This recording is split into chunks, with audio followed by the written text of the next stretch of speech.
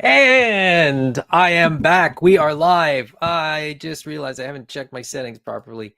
But everything's good, or appears to be good at least. Hello, everyone. So, as many of you will know, I was recently involved in running a Kickstarter. That Kickstarter is done.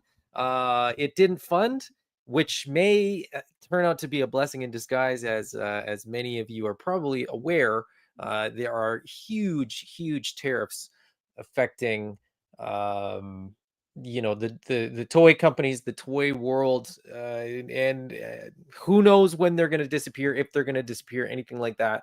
I'm not going to spend much time on Space Zombies from Mars. What I will say is, I'm very proud of what we did accomplish, and we are not done. But we will definitely sort of learn some things from this go around that hopefully will sort of inform us the second time around in terms of changing up the offering a little bit, not much, but just sort of changing up the format, having a little bit more done ahead of time. We're going to get a check model done. We are going to get our paint master sent to the factory, so we're just going to get further along basically in the production, so that we have some samples, so that we can actually get some of that stuff out to some of the guys that do reviews and things like that. And we were in communication with some of them already, and we'll do a whole nother world tour. Now, as far as when we will do that, stay tuned. We're not doing it too soon, because that wouldn't make much sense. Like I said, we still have a few steps to go before we feel like we're at the point where people kind of wanted us to be or expected us to be. And so we're gonna continue along with the project. We're gonna continue sort of moving through the process of developing the toy line in the same way that we would have if we had funded. So in a weird way too, if we sort of continue on the path, we may end up sort of not having to delay delivery all that much, to be perfectly honest. And it'll be kind of there's all these little things that we can do behind the scenes to get closer to making the toys. And ultimately, that helps as well, because then, when we relaunch the Kickstarter again, we might be in a position where we're, 8 months or a year away from having product in hand, which again, for a Kickstarter, feels more like a pre-order almost. So, as I said, we're still going. We're still sort of talking about what to do next, how to do it, and what the next steps are. As I said, the check model, like we're still going with the stuff that we were doing before. So stay tuned for more on that. But that ended last week, and so that sort of corresponded. Unfortunately, the timing was bad, because I went down to WonderCon to work the Spiro Toys booth.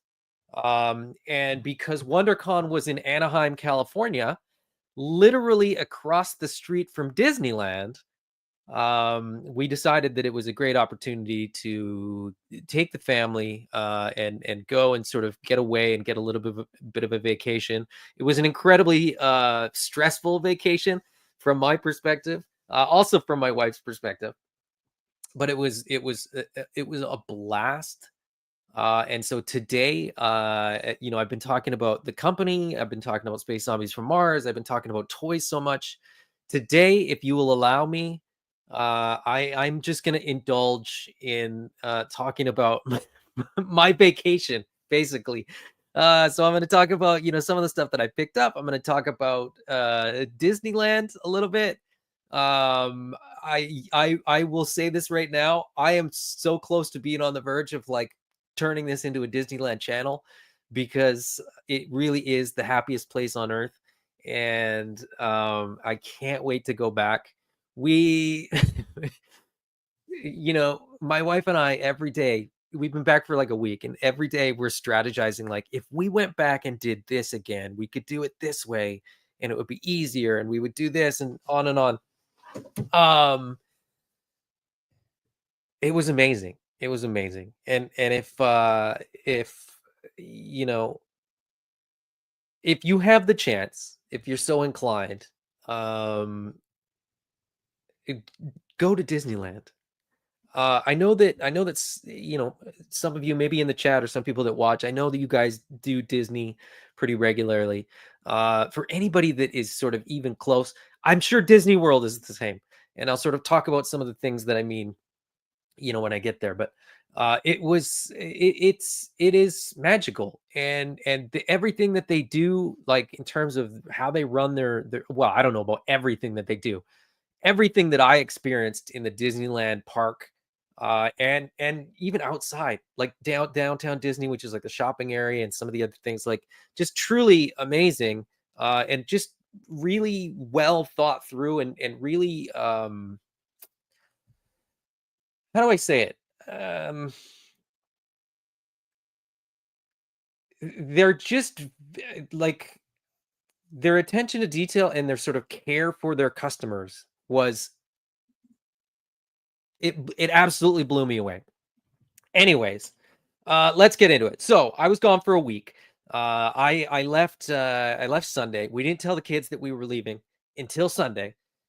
My parents took the kids overnight on Saturday. Saturday night, Friday night. Might have been Friday night. I can't even remember anymore. My parents took the kids overnight so that my wife and I could sort of get packed, get prepped, get everything ready. So the kids' backpacks were packed, all their everything they needed was packed. Sunday morning, we're having breakfast, and I said, "So you guys know that I'm going to California for the convention, and it just so happens that the convention is right across the street from Disneyland." And they were kind of like, "Are you going to go to Disneyland?" And I was like, "I think I probably should." And then I said, "Do you guys think you'd want to go with me?" And they were pretty excited. My kids are 9, 5, and 2.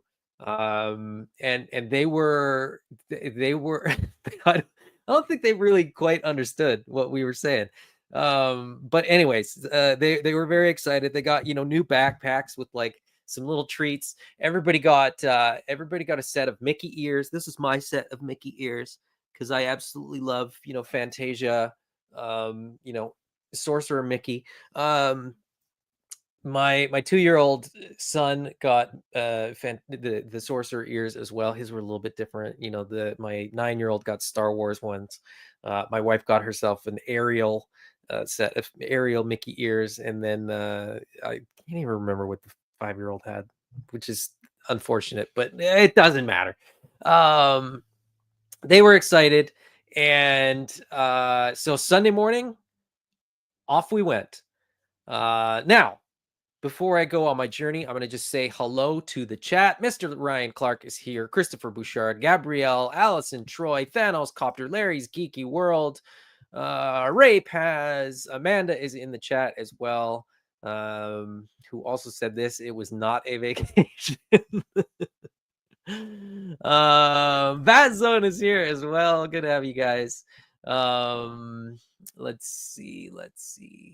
Ryan Clark says first time catching a live stream. Oh wow, really? That's I thought you'd caught a live stream before, but maybe not. Maybe I just sort of see your name in chats or in comments and things like that. But good to have you. Very good to have you. And Christopher Bouchard says, "How was your trip?" Well, he commented before we launched.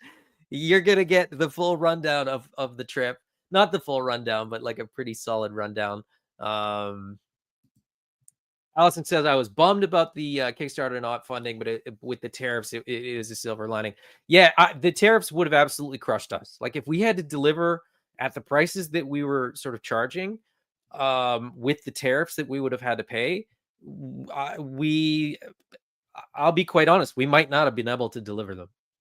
Like that is the honest truth. With a 54% tariff on things arriving in the US from China, um, that would have been all of our margin. So yeah, probably for the best in a weird way. Hopefully this stuff kind of goes away and then everything can kind of reset and go back to normal. But we'll see. We are not in a position financially where we could have, maneuvered through that. I know that some of the corporations are sort of, they can take a little hit here and sort of move things around and do whatever. But we weren't in that position. We aren't in that position. So, with this sort of falling like a day or 2 days, I think after like our Kickstarter ended on Monday and then this landed Wednesday. So yeah, we would have been screwed. We would have been screwed. um Let's see. The kids were absolutely ecstatic, and they loved every minute of it. While my wife and I were sort of stressing through things and sort of, the convention as well with WonderCon. So I went down to work. So Thursday, Friday, Saturday, Sunday, Amanda had the kids. Her sister went with her, came with us, I guess is the easiest way to say. So she had her sister and they sort of did some stuff while I was doing the con. But we were stressed out. That part will be blocked out of their memory. I've listened to them tell people about the trip. They don't mention, delayed flights. They don't mention, not getting enough sleep. They don't mention any of that stuff. They don't care. Gabrielle says, was it the kids' first time? Absolutely. And it was actually my first time at Disneyland. I've been to Disney World as a kid, but it was my first time to Disneyland. And definitely my first time with like the Star Wars aspect of it being part of Disney. And definitely the first time that I've gone where like I've had adult money to play with. And as you'll see, I definitely took advantage of that. Mint with Heart is here. Good to have you. Finally catching live. Heyo, everyone. Good to have you. Larry's Geeky World says, I only want to go to Galaxy's Edge and maybe the Marvel area. I didn't even do the Marvel area. It's in a separate park. The Marvel area is in California Adventure Park, which is a separate park from Disneyland. We just did Disneyland because we only had 2 days, and we had young kids. And that side, has lots of stuff for young kids, but the Disneyland park itself has more stuff for young kids. So that was where we stayed. It also has the Galaxy's Edge thing. I don't know what to call it. It's Galaxy's Edge, but it's also Batuu. It's also Black Spire Outpost. So I'm going to call it sort of all of those things. And I'm going to focus mainly on that because that was for me, as somebody that just has grown up with Star Wars, with Star Wars being so prevalent in my life. I was nearly brought to tears twice in sort of the Star Wars land. And it was everything I hoped it would be and more. And I'll go into more detail when I get there. I got a whole slideshow. Don't worry. This is like, when when somebody goes on vacation and they get home and they're like, hey, do you want to see my pictures? That's literally what's happening. Feel free to sign off now. I'm doing it anyway, even if nobody wants to watch, because I'm reliving, my Disney experience.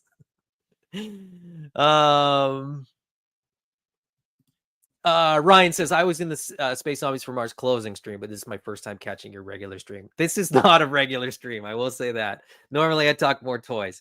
This time I'm talking more experience. So, but definitely good to have you. Hopefully this one doesn't scare you off. And Amanda says, I had to drive in LA traffic, which, you know what? I don't necessarily mind LA traffic. I've driven a whole lot of places, and once you settle into LA traffic, I don't think it's that terrible. But Christopher Bouchard says, you bought a lot and I need to go back to Disney World.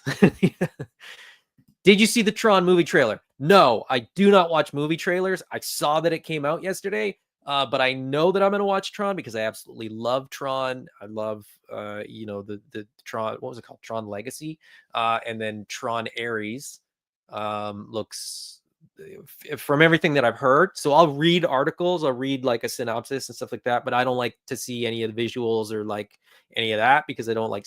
It's not that it's a spoiler. It's just that I'd rather sort of experience. I'd rather experience like the whole thing firsthand. I don't know anything about Andor season 2. I didn't really know anything about Skeleton Crew going into it. I don't know anything about anything. If it's Marvel, if it's Star Wars, if it's Tron, if it's something like that, I don't need to know. If it's a property that I love, I'm gonna go and check it out. So I just kind of avoid that. And Amanda says, I've been calling it Star Wars Land. And that's what I've been calling it too, because you got Fantasyland, you got Tomorrowland, you got Frontierland, you get Adventureland, you get Mickey's Toontown Land. I don't think it's called Land. But then we just called it Star Wars Land. So it's kind of like how I just call Masters of the Universe He-Mans. Red 5 says, I got to watch you on the replay, but I wanted to say welcome back. Thank you, my friend. Good to have you, even if for a brief minute.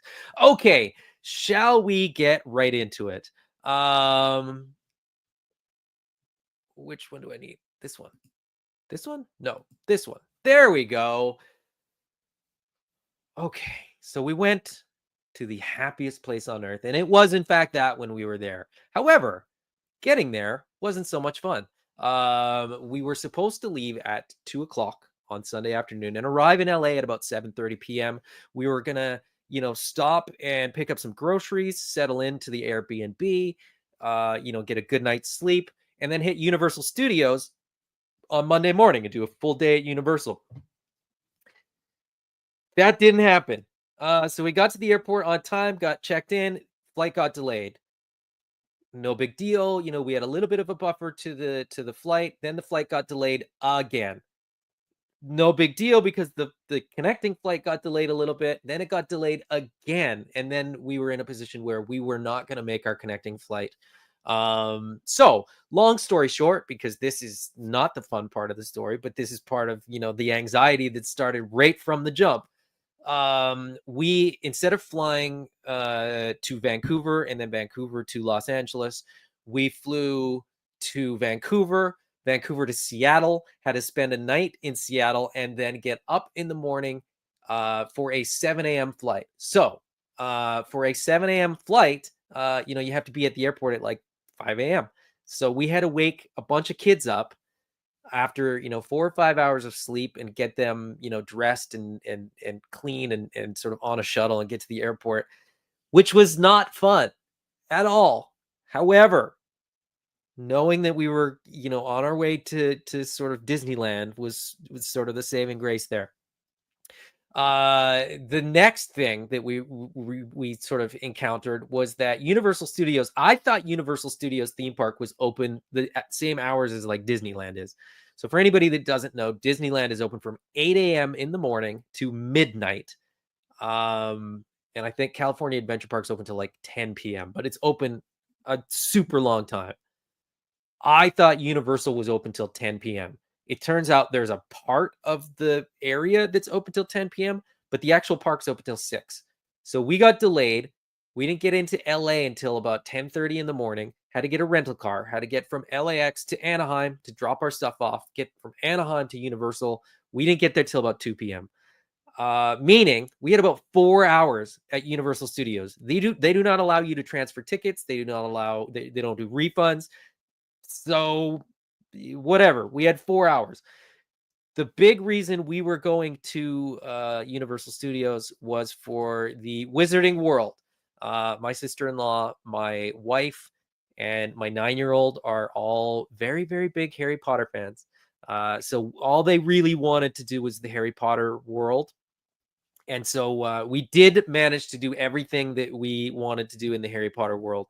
And I should have opened this before. And everybody sort of had the experience that they wanted in the Harry Potter world. The only problem with us having, a very, very minimal amount of time at Universal Studios, so we didn't get to do everything. I don't even know where the Jaws ride is. We didn't have enough time to sort of get there.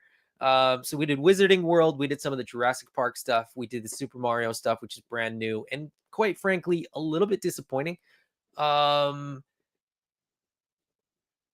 my experience of Universal was that it was really expensive and largely not worth the price. Everything seemed overpriced. Where they had like a $25 Hasbro Transformer, because Universal does Transformers. They would have like the Hasbro Transformers that are normally $25 and they'd be like 35 or $40, which I was like, well, it's a park. I get it. You kind of doing the thing, and it's part of the experience or whatever. So I can understand that. That'll be relevant when we get to Disneyland. Um anyway, we did the Wizarding World, and we did enjoy. We got the butterbeer. We walked through the shops that have all the magical items. We looked at the robes, and we looked at the sweaters, and we looked at the ties, and it was like, I think the robes were like $140 for an adult one, or like $90 for a kid's one. I think the ties were like $40. Like, if you wanted a house tie, if you're a Harry Potter fan, you know all this stuff. You know what I'm talking about. If not, tune out for like 5 minutes. Um, if you wanted the sweater, the gray sweater with sort of the stripe for the house, I think those were like $80 or something like that.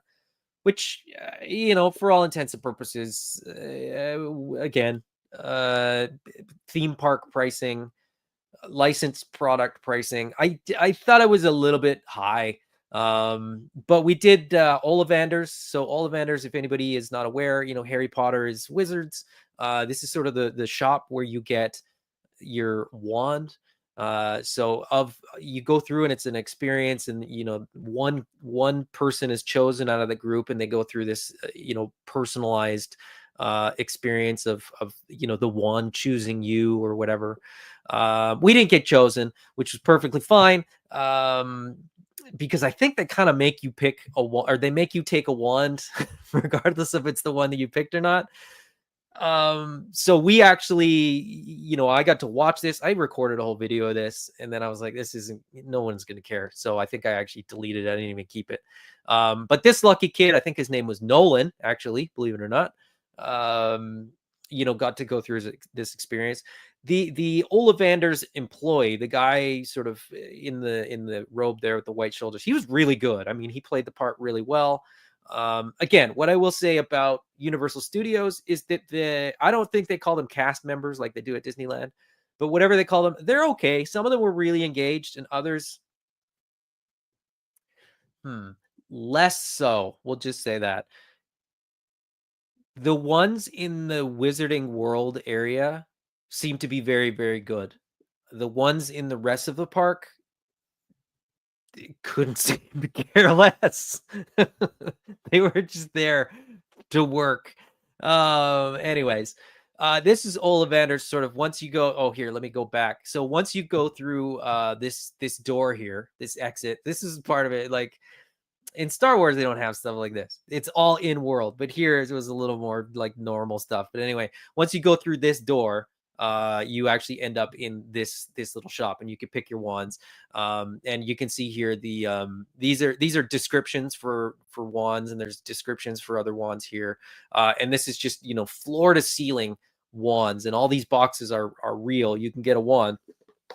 I had no intention of getting a wand until I was there, and I was like, well, I'm here. I guess I got to get one. The box is nice. Inside, it has that same description as you get, under the window there.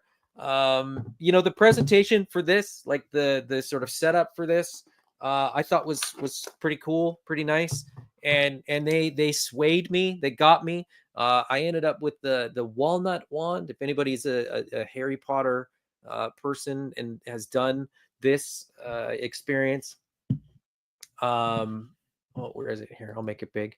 I got my wand too. because why not? You're there. You're only there once. I'm definitely only going to be there once. I'll probably get dragged there again, but at least I'll have my wand next time. So the whole experience at Universal was fine. Like I said, not really my thing, really, because I quite frankly don't love Harry Potter. Anyways, let's move back to this one. Uh, and then let me see what do we got next? I can't remember what the next slide is. Oh, we'll get to Disney in a sec. Before we do, let me go back here. Okay, so we do the Wizarding World. We do Universal. Universal is it was fun. I'll give you that. Like it was cool and it was fun to see that stuff. But I reminded my I reminded my 9 and 5 year old, or I said to my 9 and 5 year old when we left, I said, "Did you guys have fun?" And they said, "Yes, we had fun." I said, "Just wait." I said, "The Universal is cool, um, but Disneyland is next level." And they were kind of like, "I don't know. This is pretty cool. This is pretty fun." Uh, their minds were absolutely blown. But we we left Universal at 6 because that's what time it closed. Went and got some dinner and then went did a little bit of shopping. Because this is a toy show, I got to share what I picked up. So I reluctantly went to Target because I needed to get my Allosaurus. And and since I was there and since it was, discounted, I got my cartoon collection, Prince Adam and Cringer. To be honest, I really just wanted it for the Cringer. I love this. I love Cringer. Um, which I think is probably on brand. I like the Ewoks. I like droids. I like Cringer. I like Snarf. I like all the characters that are like universally disliked. Um Anyways, that was our Monday, and then Tuesday was when the real magic started. Um, Scott Baker's here. What's going on, Scott? Good to have you. Amanda said butterbeer was delicious. Next time I would not share with my kids. The butterbeer was okay. I didn't love it, but I think it was partly that it wasn't my experience. It wasn't the experience that I was craving out of this trip. And when we when we talk about Star Wars Land, you'll sort of probably get a better understanding of what I mean. Um, Mr. Ryan Clark said, "I had a wand joke in mind, but I'm new here." Hey, anything goes here. I don't. Everybody's got their thing. I might not highlight it, but you're you're welcome to have at her. Amanda says you didn't not reluctantly go. What? You didn't not reluctantly go? It was fun. It was fine. I would go again. I would just make sure that I had a full day so that I could get my money's worth because um I don't know. It was just because we were rushed, I think, and it was I would if we had known we could have done another day of Disney for like get more hours in. But anyway, um Larry's Geeky World says I haven't been able to find that set. It was on sale at Target. I think I paid $15 for it. How could I not buy it? Ray Pass says I loved Snarf. Comedy relief is awesome. You know what? That's why I love the droids too. Like the droids in Star Wars always provide comic relief, even when it's super serious. You look at Rogue One and K2SO. Like you get that lightheartedness of the droid, that sort of innocence of the droid almost. I just love droids. More on how much I love droids when we get to Disneyland. Um, Ryan Clark says you can only use the wand 3 times a day, 4 if you take a week off.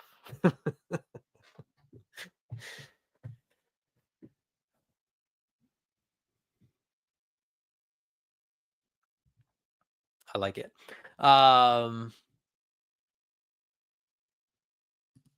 Oh, you said you reluctantly went to Target.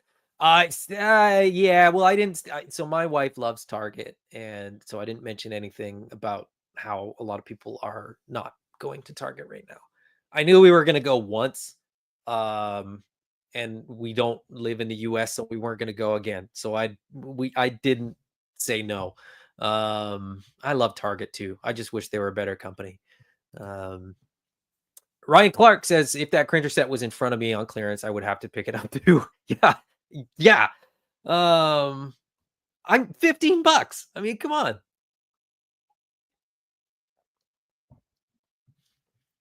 Solo Center says, "What's up, everyone? Glad to see you back on the routine." I don't know about being on the routine. I kind of liked not being on the routine for a while. I think Sundays, Sundays will be the routine still, but that might be it. I mean, I got so much other stuff that I'm doing and that I want to do and that I should do. Um, this trip also made me realize how much fun it is to not be sitting at this desk. So we'll see. You go home with a life-size droid? Not exactly life-size, but I did see life-size droids. Um, Larry's Geeky World says Bulk and Skull are the best comic release ever. My kids are really getting into Power Rangers, so they haven't. I keep trying to push Mighty Morphin on them, and they just don't seem to want to go there.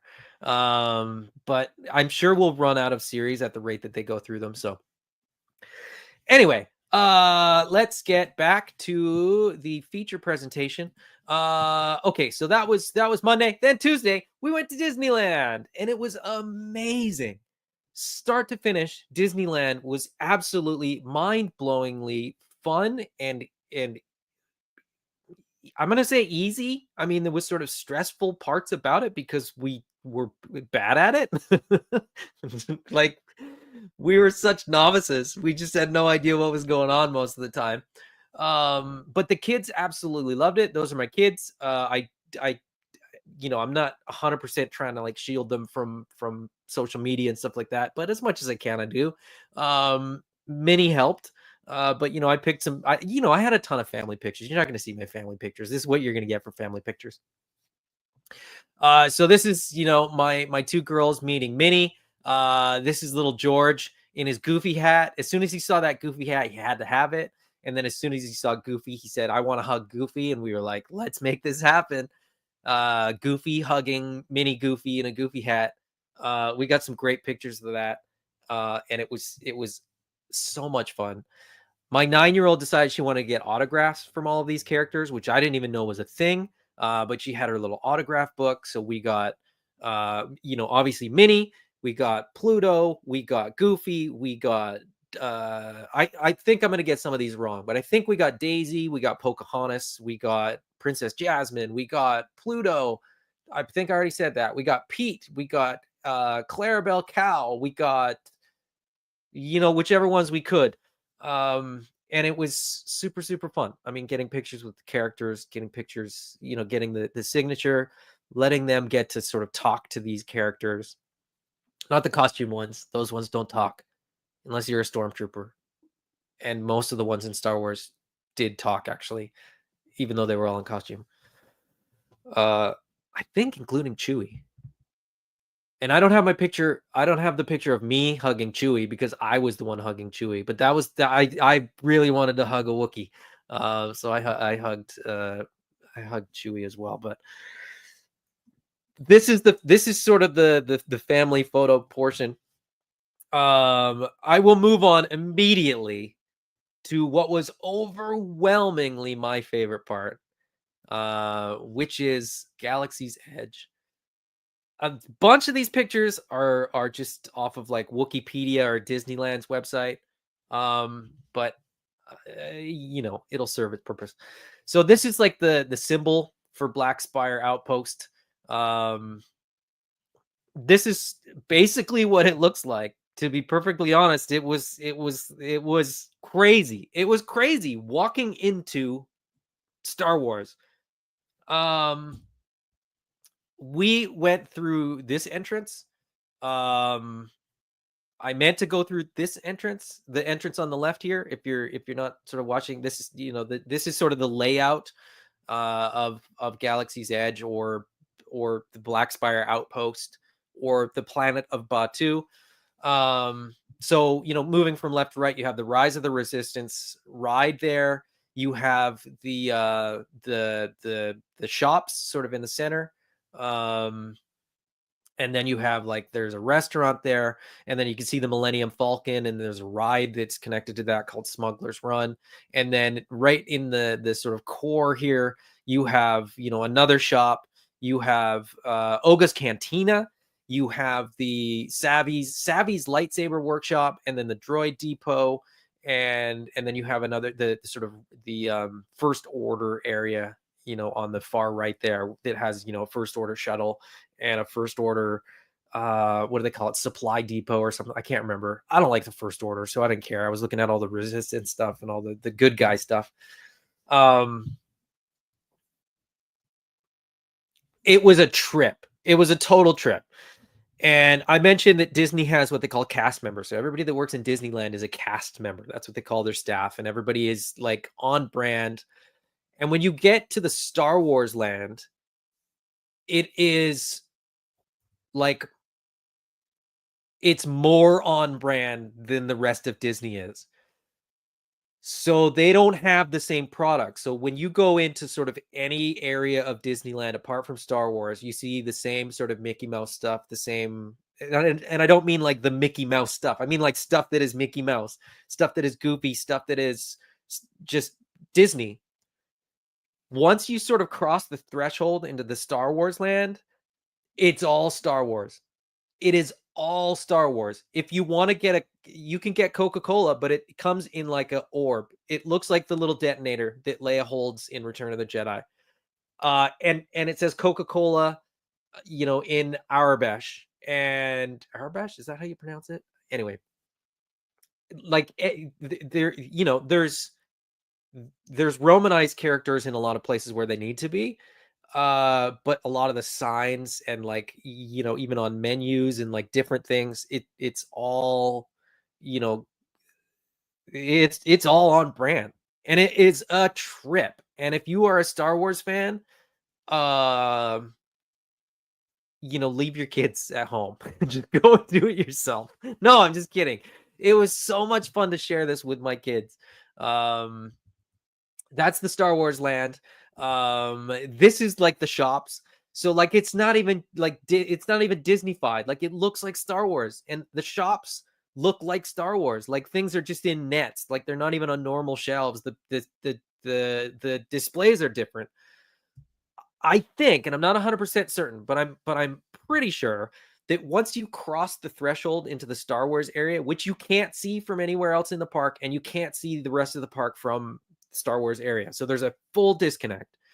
I'm pretty sure there are different plants inside Star Wars land than outside. So, like, you can have a particular, bush and a particular flower on the outside, and then once you cross over into Star Wars land, it's like different stuff, and it looks more exotic, and it looks more Star Wars. And it's I don't even know what to say. It's amazing. It was amazing. That's the shops. I didn't buy anything initially at the shops because I knew that there was a whole bunch of stuff that I was gonna buy, which I will be going through. This was the first thing that we stopped at. This is the Droid Depot. So this is where you can make custom droids. You can see on the screens in the background there, you can make BB units, you can make R2R units, or you can make C units. So basically, like, BB-8, R2D2, and Chopper are sort of the three main ones. There's a little bit of variation. There's a new one that's sort of not even in those pictures, and it's from a droid that I'd never even seen before, but apparently it's in the sequel trilogy. Didn't mean to go there. But we built droids, and I knew I was going to build at least one droid. I decided to sort of let my kids pick, and then I just kind of slightly influenced them a little bit. So we ended up with two droids. We ended up with this which is like an R unit, but it's got these like all-terrain treads. So I want to say it's called the ATL unit. Um, but anyway, these are new apparently. Apparently these like if you've gone to the Droid Depot before, these are pretty new. And these actually extend, and they extend further than this, but for the sake of the video, I'm not gonna. So if this droid gets taller, maybe the other one will do it better, but maybe not. Maybe there's a trick. This is the one that my 9-year-old put together. I feel like it gets taller than that, but anyway, it's a little bit taller than an R unit when you sort of put the extenders up. And I was gonna put them down, but I won't. And then my 5-year-old and I built sort of a hybrid, R unit with a C unit. So it's a little shorter, it's a little stubbier. It has the wheel-like chopper, but it has the head like R2D2. And I'm gonna turn this on because I can, and hope that I grab the right remote here, just because I want to. I'm not gonna drive him around, but I do want to show you that that like the head moves. And these are so much fun. How cool is that? And it lights up, and he talks, and he makes noise. And oh, I pushed the button to make him drive, and for his head to move again. Okay, but I got to turn him off. You get different personality chips. So you pick the personality that your droid has, and then if you're me and you're not necessarily going to get back, and you're not going to necessarily build a ton of droids, you buy the extra personality chip. So for my 9-year-old's, the black one, that's the personality chip that it has, but we got the alternate personality chip. And then for the other one, we got the 2 other alternate personality chips, because why not? You're there once, right? It's a once in a lifetime thing. So you got to go all in. The Droid Depot thing, they loved it. They probably didn't love it as much as I did, but I really, really enjoyed, having that experience with my kids. The Droid Depot itself, even if you're not building a droid, is just so cool. Like there's conveyor belts going, up above with like droid parts and stuff on it. This little section right here down below these screens, this is all the parts that you can pick from, and this is actually a conveyor belt as well. So this is sort of going past you, and then they give you a tray, and you sort of stand and like pick the parts, and it tells you, okay, you need one of these, you need one of these. So it tells you what parts you need to grab from the pile. But there's super helpful cast members there as well that if you have a question, they're there to sort of guide you in to make sure that you pick the right parts, and then they help you put it all together, and then they help, they sort of show you how to run your droid and do all that. I keep skipping. And it's so much fun, and it was such a cool experience. And then at the end, you've got this droid, and they have a really cool box for it, which I won't bother showing you, but they have this box for you that you can put your droid in, and they'll actually babysit your droid all day. We did this first thing in the morning. So we did this first thing in the morning, and then you basically check in your droid. You could take your droid and sort of drive it all over the park if you wanted to, but we had too much stuff going on. We didn't want to carry them with us, so they just babysit it, and that's free. They don't charge you for that, which seems kind of like, oh, okay, well, that's, no big deal. Like you already made the purchase. They'll just hold on to it for you. But that was the first moment where I was like, oh, that's really smart. They just make your day a little bit easier for you. And that's sort of the first sort of value add thing that they do. But it most certainly was not the last, and it was, and that, like I said, that was sort of the beginning of sort of realizing how amazing they are at what they do. After that, as a lifelong Star Wars fan, I couldn't not do Savvy's lightsaber workshop. So I built a custom lightsaber. This was the first experience of 2 in the day that had me sort of welling up with tears. I didn't cry, but I honestly probably could have. if I had sort of had another minute to just sort of, be in the moment. But it was just everything was happening so fast that I didn't. It was just a really, really cool experience. Again, just experiencing Star Wars sort of in universe was really, really cool. You can pick different styles of lightsabers. So you can pick like you can go kind of dark side, you can go light side, you can go protector, which is like oh, what's it called now? The High Republic. So you get sort of more golds and a little bit more like filigree and sort of detail on the saber. You can go. What was the other one? There was one other, and then the one that I chose was Elemental. And the Elemental one is just it's like wood and leather, and you could get like I think there was like part of a Rancor tooth for one of the pieces, and like a horn that you could use. And so that was, that's just what I lean towards, being an Ewok guy. And for, Mythic Legions people, Xylona's Flock is my favorite. So I had to stay on brand and go Elemental. Um, and and so I built my custom Star Wars lightsaber hilt. And I will switch to this to show it. And I love it. I absolutely love it. These things are really heavy. I did not expect it to be as heavy as it is. But in hand, it feels really, really cool. It's got a couple really cool things. If you don't have the blade in, so it's got a little button on here, you just slide it up. And if you don't have the blade in, it misfires. So that's what it sounds like if you don't have the blade in. Now, the blade is right here. It's relatively easy to put in, so I'll do it just because I can. I just don't want to do it wrong. So you put it. There's a sound when you put the blade in too, which is weird because the blade lights up. But then when you switch it on, it makes an entirely different sound. I mean, it makes the sound that it should. And of course, I went with the green. Had to go with the green. But because I went with the green, I thought to myself, well, what if I ever want to change it? So I bought the blue. You buy these separate kyber crystals. They were just, they saw me coming a mile away. And I fell for everything. You get separate kyber crystals. So I got a blue kyber crystal. I got a purple kyber crystal because my 9-year-old really wanted me to get a purple blade, and I said no. And I got like the Ahsoka kind of white kyber crystal. Now, everything down to the packaging is really, really cool. So that's the packaging. This opens up, you got to sort of unthread it, but it's not even just like, it doesn't just thread off. You see how it's like notched? It's just really cool packaging. And then the kyber crystal is like contained inside there.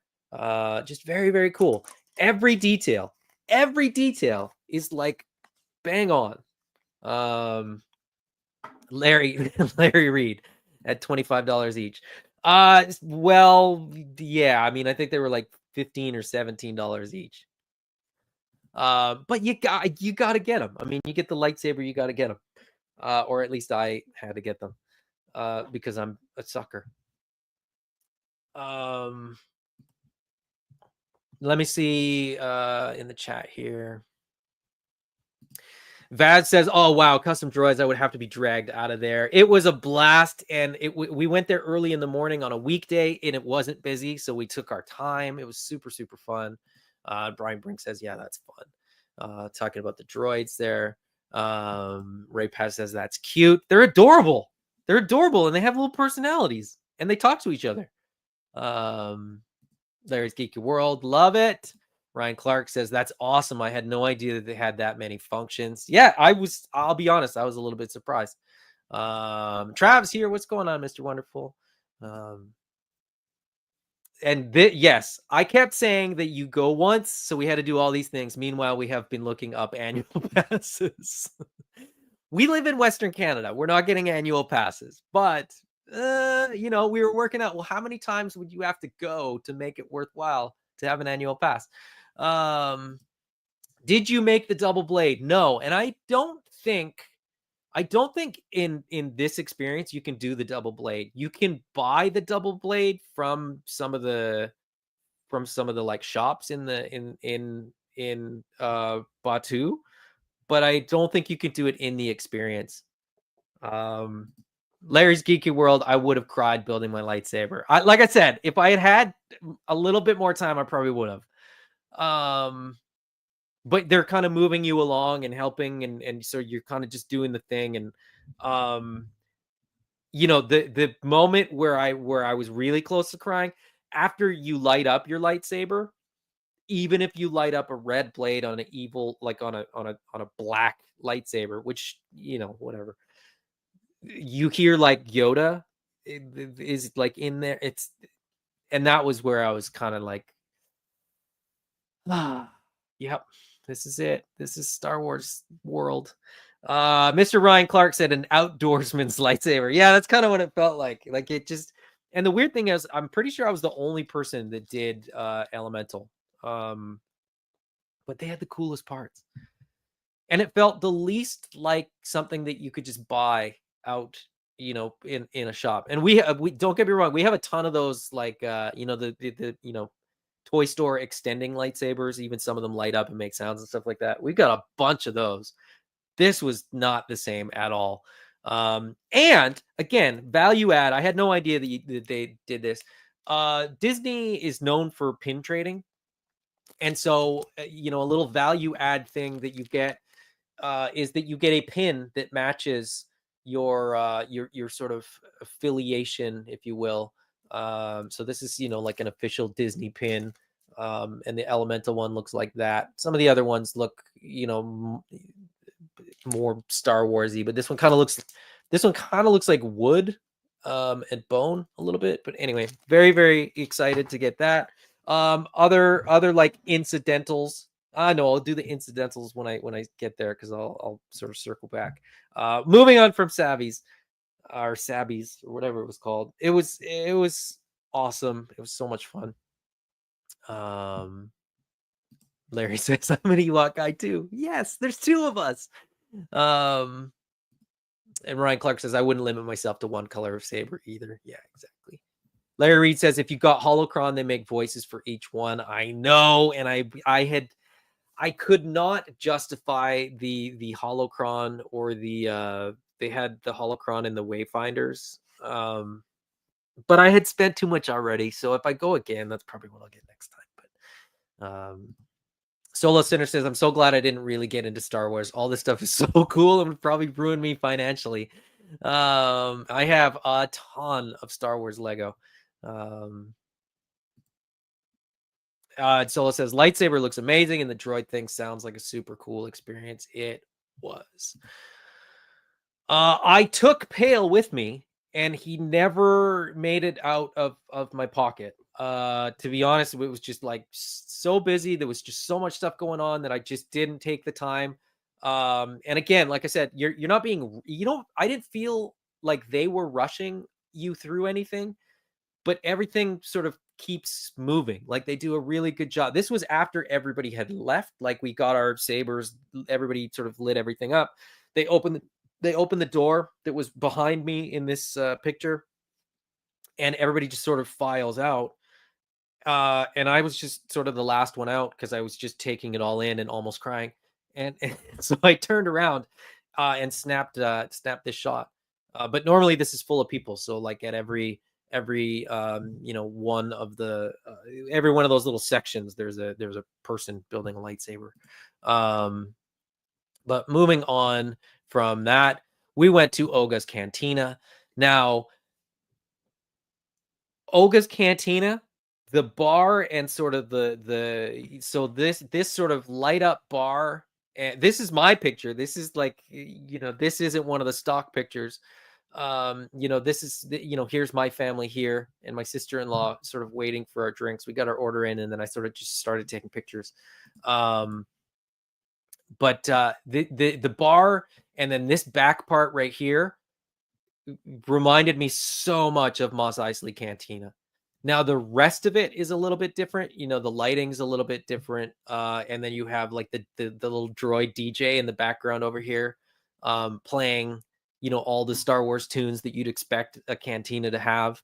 But again, just it was a trip. There's like animatronic creature here that's making, you know, the boba eggs that go in one of the drinks. My 9-year-old had the drink that had boba, and the guy's like, "Oh yeah, that's the eggs from this thing."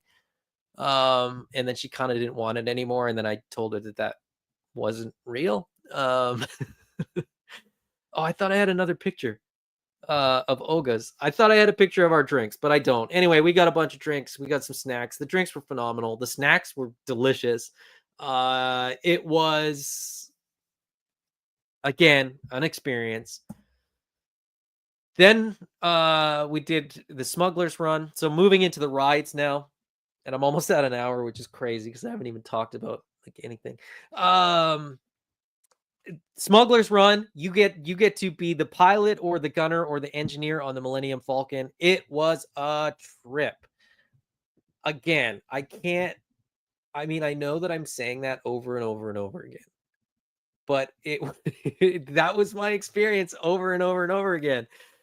I could not get over, like, I couldn't get over it. I couldn't get over the feeling of just joy and like ecstasy of going through all this stuff. So this experience, you know, you sort of you climb into the Millennium Falcon. You know, the Jarg table is there. You can sit there while you're sort of waiting to get on the Millennium Falcon. You know, you pick your spot. Obviously, you get the pilot at the front, and then behind you there's two gunners, and then behind these 4 seats there's 2 more seats for the engineer, which is just a made up thing for this. They should have done 4 seats, but I guess 6 seats gets more people in and out of the ride faster. And so my 5-year-old was in the pilot seat here. I was in the other pilot seat, and then my 9-year-old was in the gunner seat, sort of behind the 5-year-old, and my sister-in-law was in the gunner seat there. The buttons light up, and you have to like push the button, so it's interactive. And there's all this stuff going on, and you have to, you know, you really do have to steer it. It's like a video game, and they really do have to fire the weapons. I don't know what the engineer does, because none of the times that we went on were we ever the engineers. I don't know what the engineers actually do on Smuggler's Run. But if you go to this, if you go and have this experience and do Smuggler's Run, you want to be the right side pilot for one simple reason. The right side pilot pulls this lever on the right side of the console, which makes the Millennium Falcon jump.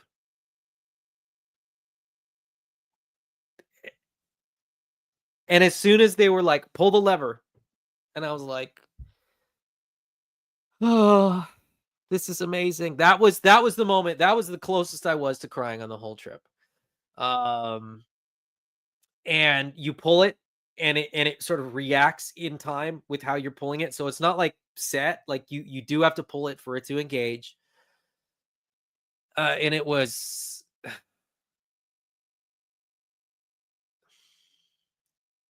incredible.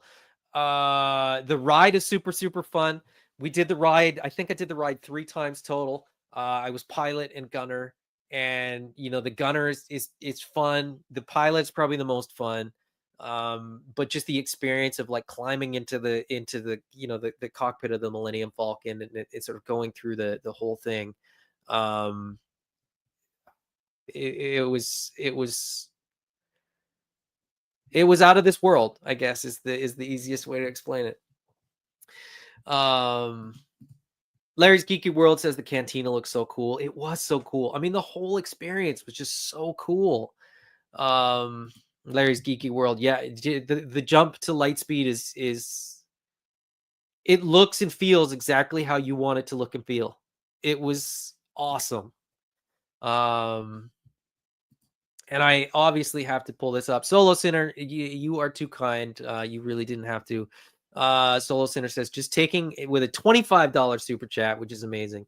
Says just taking a little bit of an edge off at least one of those kyber crystals. I I'll be perfectly honest. I never nothing that I bought caused me any pause. Because it was sort of like, if this is the only time we're ever gonna do it, I'm all in. We're doing it. We're gonna do it right. We got food at the park. We got the little souvenirs. We got the hats. We got we had the ears. We got a couple hats. We got shirts. We got stuffies. We did the whole thing.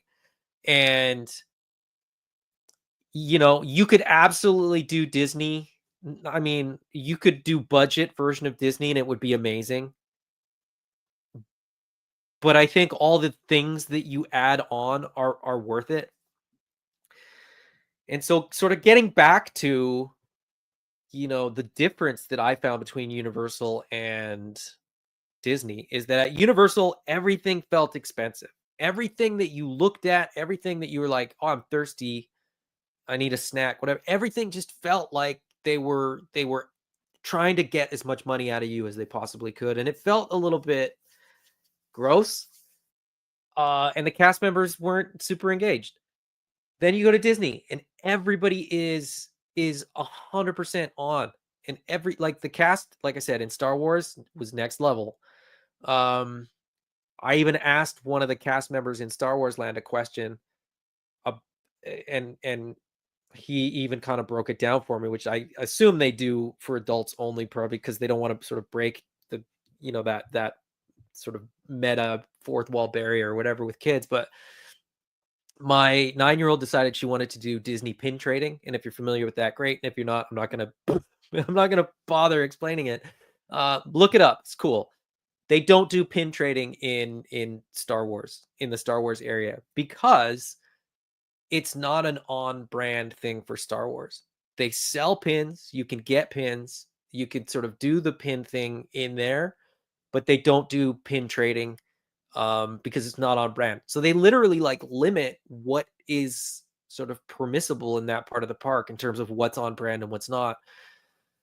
Um, but it was amazing. And then of course pin trading happens everywhere else in the park, and they're so cool about it. And there's just so many little things that kids can engage with and be a part of that.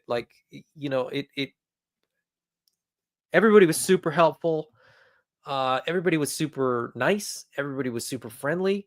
They have this thing where every time you buy something, or every time you ask a question, or every time you sort of walk up to somebody and say, "Excuse me," they say, "How can I help you, friend?" Or you buy something and they say, "Thank you, friend." They say "friend" to you over and over and over again. And it took me like a day and a half to realize they were even doing it, but it was just it's just a nice touch. Universal felt like they were trying to get my money. Star Wars. Disneyland felt like they knew they had my money, and they were just giving me more opportunities to sort of, get a little bit more of it. Nothing felt overpriced. The drinks, the snacks, the food all felt pretty much what you would pay outside of the park. I use the example of a Hasbro Transformers figure that would cost 25 bucks, in a store. It was like 35 or 40 bucks at Universal. They had Black Series figures for 25 bucks at the park. So they're just like normal price. They were just selling them like normal. But they didn't even have that much of that kind of stuff. They had more on brand stuff. When you're looking at stuffed animals, which if you have kids, you're going to be looking at stuffed animals, they were reasonably priced. T-shirts were reasonably priced. Everything just felt reasonably priced. Nothing was cheap. Don't get me wrong. Nothing was cheap, but everything felt like it was the price that it should be. And it didn't feel like it was gouging. It didn't feel like it was, it was weird. It was amazing that it was felt like that. I did not expect that. But anyway, and Solo Center says it's about the experience, not the merch. Yeah, but there's a lot of really cool merch. But you could absolutely do it without, the merch. And the lightsaber was a whole experience, and it was expensive. Don't get me wrong. The droids were like $100, which is expensive. Don't get me wrong. But you get a droid, you get the experience. I could justify it. I saw value in it. So to me, it was worth it. Larry's Geeky World, did you try blue milk? Yes. And green milk. We were split. Our family was split on which we liked more.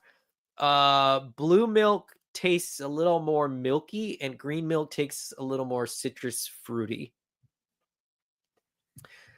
Allison Troy says, I have a friend who used to play Alice in Wonderland. They are told from day one, for some people, this is the trip of a lifetime. They will never be back. Make this worth the price they paid to get in. And it 100% feels that way. And when I was talking about Wizarding World, like I said, some of those people were into it, and I think they were, Harry Potter fans themselves. The rest of Universal didn't feel as engaged. Everyone at Disneyland felt engaged. It was weird, and I know that it's pretty hard to get a job there, and I know that job is not for everybody. But it really felt like an amazing experience, which is why everybody wants to go back. And Amanda said they really do, Allison. They really do. We appreciate that so much. And that was, yeah, I'm not even, I'll keep talking about, it was amazing. Moving on. And I think this is pretty much where I will sort of end. So the new ride in this sort of Star Wars world and sort of a new technology of ride is the Rise of Resistance. So this is a trackless ride, meaning you're in a ship that's on a floor that doesn't have tracks, and so the other carts near you move in different directions. The old school way of like them sort of having these rides is like you're on a track and you can kind of see where you're going to go. You see the track goes through a door, so you're going to go through that door. You have no idea where you're going to go on this ride. This ride was a trip. It was wild, and it was so much fun. This ride at any given time has a wait of anywhere from typically from like an hour to like an hour and a half wait in the lineup to get through. But we did get some tips from some of the cast members. They said wait until like the fireworks. The Rise of the Resistance closes at 10, so a lot of people will sort of, fireworks are at 9:30. A lot of people won't go to Rise of the Resistance that late at night because they want to see the fireworks. We decided that making sure that we got on this ride was more important to us than the fireworks. I decided that for myself. If they didn't want to go along with me, that would have been fine. They could have watched the fireworks. But Victoria, my 9-year-old, and then my sister-in-law did Rise of the Resistance. Amanda was amazing and gracious and agreed to let me go on the ride. She watched the two kids that were too small to go on the ride. So she missed out, which is part of the reason we have to go back, because she has to go on Rise of the Resistance. This was a whole experience. This is the lineup for Rise of the Resistance. I don't know how long we were in the lineup, because it never felt like we were in a lineup. For about 5 minutes, you're outside kind of just doing the typical like back and forth, lineup thing where you're shuffling along. And then you kind of go into this little cave, and then you come out, and then you're sort of in this more Star Wars-y feeling area. It doesn't feel like a lineup already. And then you sort of go back into this cave, and then you just start. So it's Rise of the Resistance. So this is kind of like the premise is like you're on a resistance base that you have to escape, and then you're basically caught by the First Order, and then the ride itself, like the proper ride. And this is when I'm saying this way, it'll make more sense when I sort of get to the end. The proper ride is like you get caught by the First Order, and then you have to like escape. There was so much of this experience that was not the ride that was just cool and part of the experience. You get these like hollow computer things like you see in all through Star Wars, right? These are the like tactical maps that they use, and they're just in there. They're not interactive or anything like that, but like visually there's stuff to look at. There was like lockers for like X-wing pilots and some like weapon storage and just different things like, and these are just like, you're just walking around in these caves seeing all this stuff. And if you're like me, if you're a Star Wars nerd, you're just like loving all of this, which makes you oblivious to the fact that you're in a lineup, that you're literally not doing anything. You're waiting. Then you go into this room. That's you go through all those sections. Then you go into this room. There's BB-8. There's these screens. They start talking about the mission. And then you get a hologram of Rey that tells you, okay, here's what you got to do, and here's the mission. You're not on the ride yet. Like, this is like, there's all these steps that you go through before you get anywhere near the actual ride. This is one of the hallways. So the hallway kind of looks like a rebel base. It's cut in there. It's got tubes and different light and stuff like that. In the center there is the hologram of Rey, which was unreal. It was crazy good. And then on the right there, that's Poe Dameron on a screen where you're watching a video. I didn't want to show too much of this ride because if you get the chance to experience it, I didn't want to ruin it for you. But you basically there's a ride that gets you to the ride. Before you get on the ride, you go on a ride. So you go on this like motion simulator kind of thing. It's like a pretty basic thing, but there's like animatronics and different characters, and there's different things on the screen, and it's just absolutely wild. I think that is that it. I don't think that's my last slide, but I think that's all I had of Rise of the Resistance. And then you do the whole then you do the whole ride. And then you're done, and it's like it was such a wild experience. This is Black Spire Outpost at night. I snapped this picture we had the droids being babysat. I had to run and grab them right at the end of the night. This is probably like 11:30 at night. But just the Millennium Falcon, the Black Spires. Those aren't the Black Spires. There's actually a burnt spire, which is the Black Spire, but those are the spires in the background. And then this is sort of my last look at the Millennium Falcon before I left, and I was so sad to leave. But can't stay there forever. And then I think, and then I went to the con. But I'll just leave this up here while I sort of take a look at a couple comments, and then, like I said, I'll talk about the convention. Larry's Geeky World says, I would want to pick up Luke's Return of the Jedi Legacy lightsaber if I ever get to go. More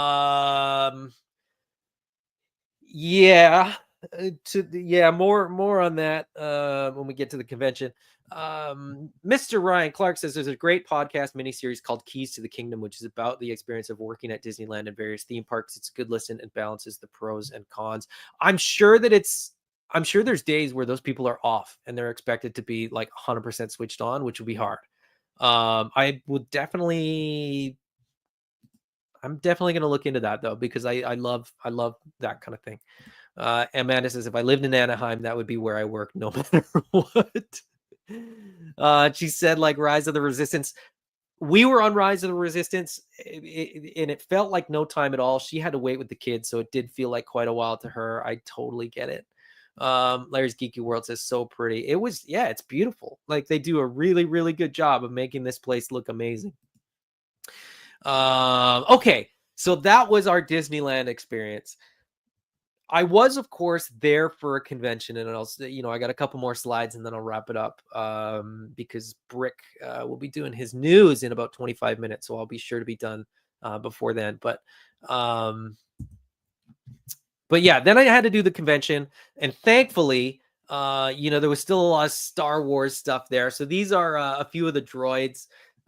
There was like the 501st, which is the Star Wars cosplay guys. There was a whole bunch of other cosplay stuff. There was a Star Trek cosplay thing, but these people scratch build these droids, and these are like fully functioning droids. All the lights light up. So R2, why does it keep doing that? Yeah, I'm not going to use the cursor. I'll move my cursor so it doesn't do that. R2 lights up, R2 moves, like it's articulated, all the flaps that should open, the head one's open. He can go through the little like zap by lightning thing where like all the stuff opens up. Chopper does all the Chopper stuff. The hands come out, the arms come out. I can never remember what the B2 emo B2MO or something like that. Whatever the Andor droid is called. But this one, like it did the collapsing feature, and it sort of did all the features that it was supposed to. Very, very cool. These guys scratch build these, and it can take like years, and it costs thousands of dollars. I was super impressed with these. I think that's the only pictures I shared from the convention, because you've seen the rest. You saw Frosty the Snowman from Jada. You saw like all the stuff. You saw He-Man. You saw She-Ra from Mondo. So I'm not gonna bore you with that stuff. Oh yeah, I was gonna show you some of the other incidental stuff that I got. I have bags and bags and bags. So I got like 30 of these little plastic bags. This one has, yeah, pins in it for a pin trading. From the convention, WonderCon had these really cool program books. I got one of those. And I got the Jada Street Fighter Deluxe Fei Long because I had to. I was there, and he looks really, really cool. I already said that I got the extra Kyber crystals. I already said that I got the extra stuff. A couple little incidental things that I got. They have these like coin sets. So these Star Wars coin sets, and there's 2 sets of coins, and I'll just sort of show a couple here. Where's a cool one? Yeah, there's like a Mandalorian and Grogu. There's a Grogu one.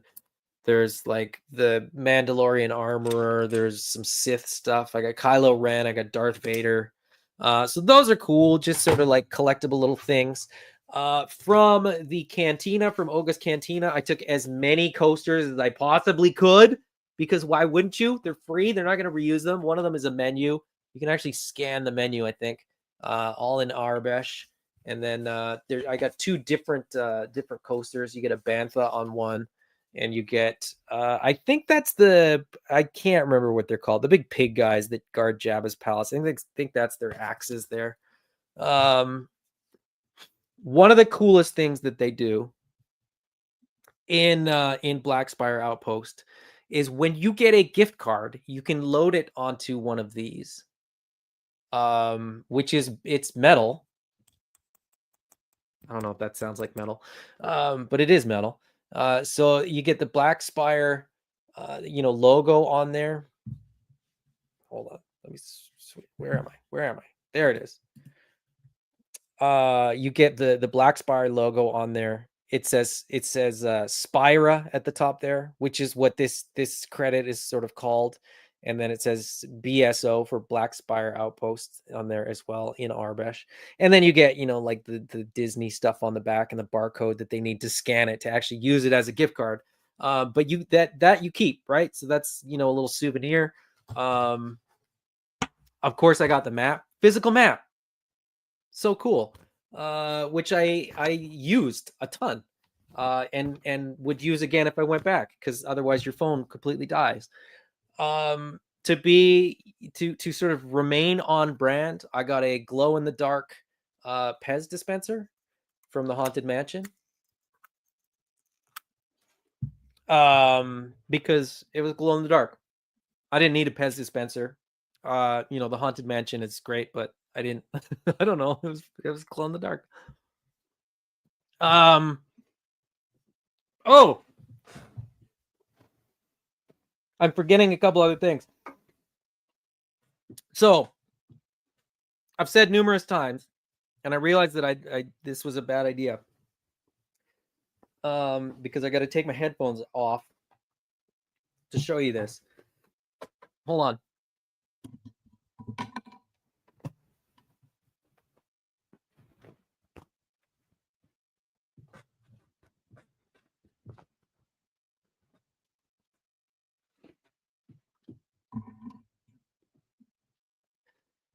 I got an Endor poncho. This was without a doubt the most impulsive, like, where am I ever going to need this? What am I ever going to do with this? But I had to get it because it's Return of the Jedi. Return of the Jedi is the greatest Star Wars movie that will ever be made. So I had to get this, and I love it. I was wearing it around the house yesterday. And it looks silly, and my kids were kind of making fun of me. This I didn't get, but my wife got this. They have these. So they have this. Okay, so this is a porg, obviously. Um, it's magnetic, and what you do is you put this like metal plate. You put your metal plate in here, and then you put this guy on here, and then he sits on your shoulder, and you like walk around. You walk around the park with a little buddy, and in this case, it's a porg. We got this. We got Hey Hey from Moana. We got Zero from Nightmare Before Christmas. My sister-in-law got Chip and Dale. One goes on either side. And what else? I feel like we got more than that. But anyway, this one actually makes noise. Like, how cool is this stuff? I felt like a child doing all this. And it was amazing. I think it was Larry mentioned, that he would have gotten the Luke the Return of the Jedi lightsaber. I didn't get the Return of the Jedi lightsaber. I should have. I know that now. But at the convention, there was a company called Saber Theory, and if you're not familiar with Saber Theory, check them out. The product, from what I have seen, is pretty awesome. They are lightsabers that you can kind of play with and bang into each other. My kids went to WonderCon. I got passes, just because I was there. And then kids get in for free. So I had, the vendor passes, which allowed the kids to get in for free. So the whole family came one of the days. And Saber Theory had, like a Wheel of Fortune type thing. And my 2-year-old won $45 off any lightsaber, which was like the best prize you could get on the wheel. I mean, you still had to spend money, but if you're going to spend money anyway, it's a good deal. So he got $45 off. But they also at the convention had like a 2-for. He doesn't sit very well because of this poncho, but they also had 2-for-1 at the convention. So if you buy one lightsaber, you get a second lightsaber free. Then we have $45 off of that first lightsaber. So of course, as any sort of rational person would do, who had already bought a lightsaber on the trip, I got 2 more lightsabers. Oh man. Now I didn't go for the Return of the Jedi because Bespin Luke is my favorite Luke. So I went with like the Anakin, original one. Now this is a slightly different version. It doesn't have the box because it was really awkward to hold the one with the box. So I got a sort of more basic version, and then I got a more basic version that the kids could play with. Now what's really cool about these is that you can like bang them together. And that's what they're designed for. So these are like dueling sabers. So these are toys. And as I said, I'm not a collector. I buy a lot of toys. I bought, more toy lightsabers. And these things do the whole light up, and hold on. I'll put one down and sort of show you. These are from Saber Theory, as I said. But they light up. They do all the different colors. So the Star Wars ones from Disney, you have to pick your kyber crystal, and you get you get sort of one color per kyber crystal. This will let you do a whole bunch of different ones, and you go through the whole list just by holding. There's a button that does sort of all the. So I'll hold it down till you hear it. So here, I'll show you. I'll light it up. And it's purple. Can you see that it's purple? There, you can see a little bit better there. You can't see it as well at the base, but if I turn it off and hold this button down,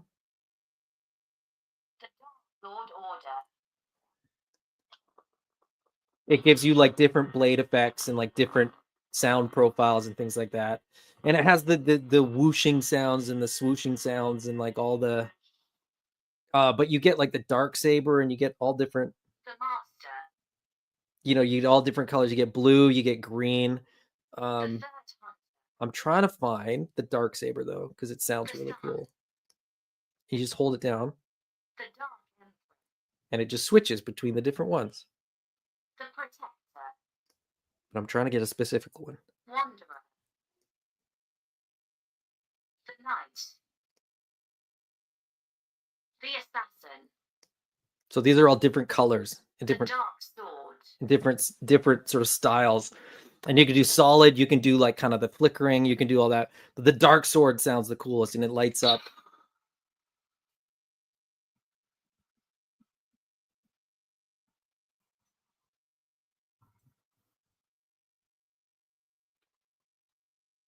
And it makes like different sound effects if you push the button and stuff. Anyways, that's enough of that. So I bought 3 lightsabers. I could have also bought the Return of the Jedi one, but I'll have to save that for the next trip. My porg is trying to jump off my shoulder here, so I should probably wrap things up. That's I want that poncho. I'll wear it to work. I am seriously considering wearing it to go mow the lawn when I'm done here. Because it is so cool. You'll need it on a forest moon, obviously. Exactly. When's Pale getting the magnets? Well, I mean, you could probably do it pretty easily. Now that I sort of figured out how to do it with this, I think you could probably definitely do that. Ryan Clark says, how difficult was it packing those lightsabers for the trip home? It wasn't. Savvy's lightsaber shop gives you like a bag. It looks like it's sort of a nylon bag that has foam in it. And then Saber Theory, they were in boxes. And it and when I was at LAX, when you were going through like TSA checkpoint, the lady just like shouts, she's like, lightsabers, and the person just nods and they just put the lightsabers through. So it's like, it was super easy. I was really worried about it, to be honest, but you can just you take them as carry-on, which was awesome. Amanda says that we also bought the bird from Mickey and Minnie's Runaway Railway and Remy from Ratatouille. That was the one that I forgot. Quip says, I'll have to watch playback, but glad to hear you were able to make it out to Disneyland while visiting the States for WonderCon. It was a blast. Quip says, I used to go all the time as a kid growing up in Southern California. Just took the family there for their first time this past summer. It's awesome. And I can't wait to go back. This is what I'll end on. This is how I felt when I got home. I wore my Mickey ears all day, and I just thought about reasons or excuses to go back. But it was a blast. It was a total blast. Happy to be back, happy to be home. But man, it really is the happiest place on earth. Okay. It's been about 90 minutes, and that's as long as I typically like to go. It's been a blast. Thank you guys for humoring me and allowing me to sort of talk about my vacation. Thank you for allowing me to sort of show you my vacation photos, which I know is like the worst thing when people try to do that, but hopefully it was kind of like nerdy enough that you guys enjoyed it or whatever. Or not. Like I said, I was going to do it if nobody was here watching. Anyways, next week, I promise I'll be talking about toys. So until then, bye-bye.